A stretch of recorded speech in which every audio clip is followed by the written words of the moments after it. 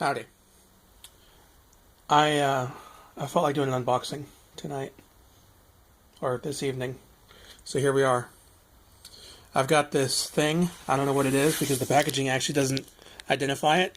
It says XL, it says milk chocolate, and it says it previously belonged to Reese.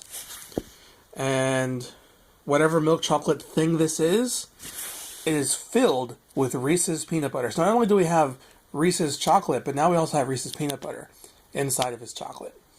And I actually wonder about this banner here. Who else's peanut butter would be filled with? I mean, is Reese a choosy mom? Could it potentially have Jif? Is there like a Jif edition? I don't know.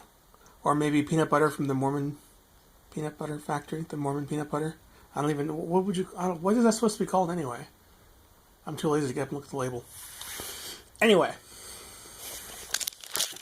that's what this is. This is it's just Reese's milk chocolate, and it's filled with his peanut butter. So, here we go. Let's unbox it.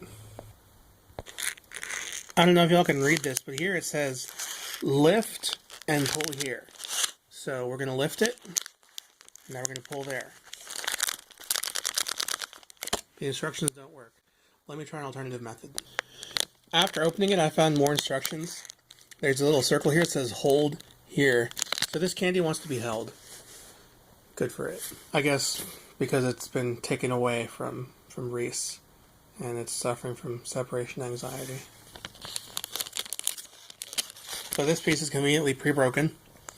We got these 3 blocks that say Reese's. So Reese was a smart guy. He put his name on every little piece of chocolate that makes up this milk chocolate bar.